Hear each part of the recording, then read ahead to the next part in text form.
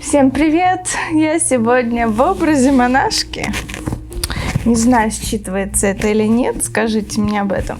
Но я старалась, потому что у нас сегодня будет серия про молодого папу.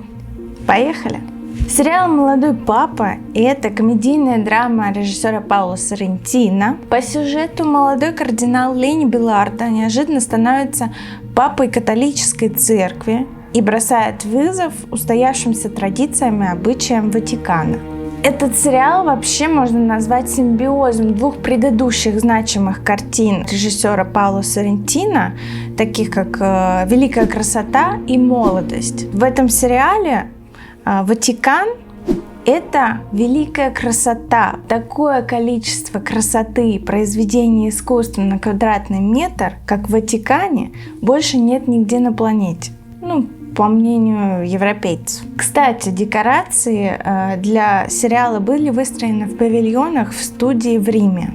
И «Молодой папа» в исполнении Джуда Лоу – это символ молодости и красоты, естественно. За счет чего сериал стал таким привлекательным аттракционом для зрителя. Красочные кадры, игра света, необычный музыкальный дизайн – все это создает атмосферу, отличную от традиционных изображений католической церкви.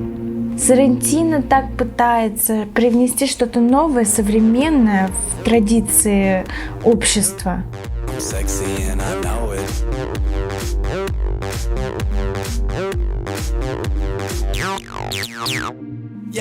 Вообще этот сериал получается очень провокационным. И как минимум за счет того, что в нем главный герой – это молодой папа римский.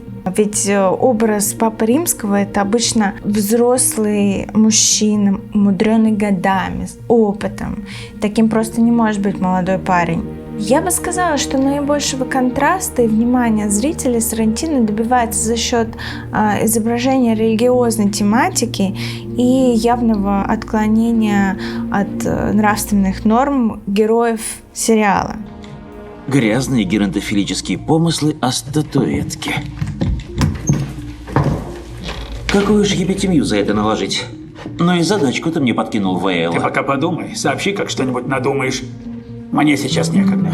Главной душевной болью и, вероятно, единственной проблемой, отдаляющей главного героя Ленни Беллардо от связи полноценной с Богом, это его детская травма отвержения собственными родителями. И вот эта курильная трубка героя – это же единственная вещь, которая осталась у него от отца, от родителей вообще. И тут, в общем-то, понятно, почему он все время в сериале курит. Как он может не курить, если он так страдает без них? Он отчаянно хочет найти своих родителей, потому что эта боль просто не дает ему покоя. И это все, естественно, очень сильно отвлекает папу римского от подготовки его первой речи на площади. Но в то же время именно эта боль помогла достичь герою того духовного роста, к которому ему удалось прийти. Главный герой просто отвергает все романтические и близкие отношения, потому что он считает, что эти отношения не имеют никакого смысла в его духовных замыслах, они его просто отвлекают. Он не распыляется на это мирское, он концентрирует свое внимание все на Боге, на поиске даже Бога, потому что он не может свыкнуться с этой болью от потери родителей. Ему кажется это несправедливым. В молодости она была миссионером в Индии. И, к вашему счастью, хорошо знает английский язык. Ну, мой милый святейший отец, что желаете отведать на обед?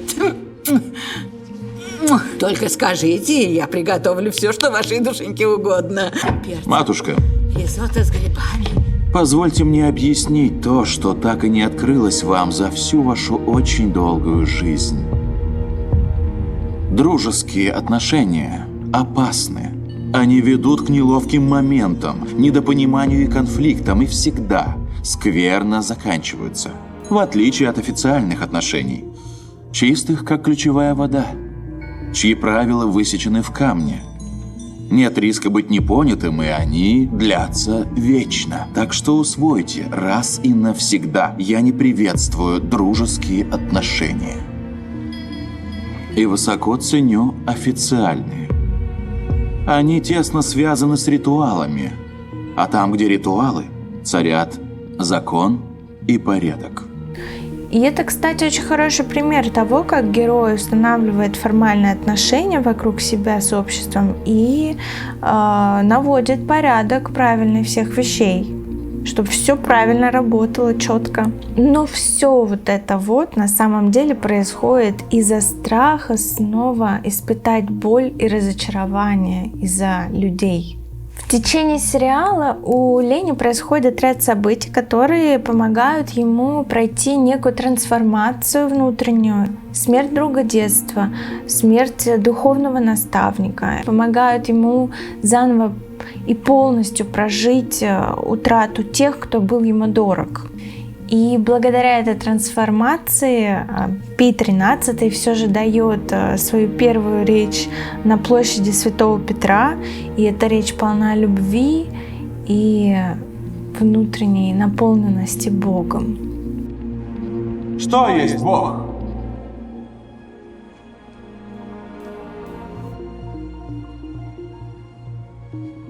Открытая граница, вот что! Ответила блаженная Хуана. Творец улыбается.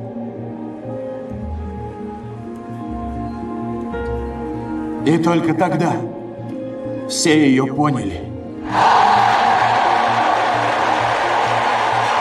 Тема веры для многих будет звучать очень противоречиво в этом сериале, ведь католическая церковь обнажает буквально все свои грехи: похоть, грязь, интриги. Но очень удивительно для этих людей будет звучать то, что сам Ватикан, если опираться на открытые источники, оказывается достаточно лоялен к этому сериалу. Поэтому здесь дело остается за самим зрителем, насколько сам зритель готов к постижению тех смыслов, которые заложены в этом сериале. Сам же Соррентино как будто бы показывает нам, как мне кажется, что даже священнослужители церкви тоже обычные люди. У них тоже есть слабые места, искушения, страсти, над которыми им не всегда удается совладать. Нет на земле святых. Поэтому Соррентино будто примиряет нас с несовершенством церкви и самих себя. Сериал начинается с кадров ползущего ребенка по груди спящих младенцев. Эта картина просто будоражит.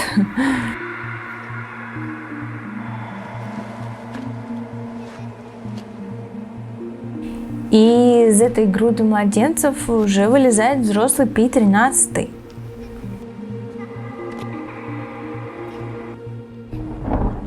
И тут он просыпается.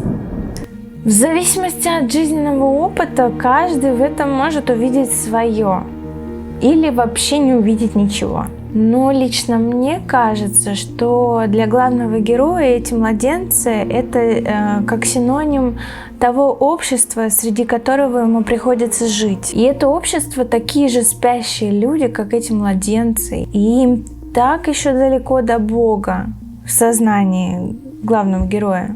Вообще весь сериал «Молодой папа» полон художественных образов, заложенных в Соррентино. В них даже есть воссозданные мизансцены по мотивам великих скульптур и картин.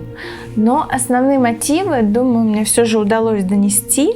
Пишите мне, что вас зацепило больше всего в сериале «Молодой папа». И не пропустите следующий выпуск, который выйдет очень скоро. Пока!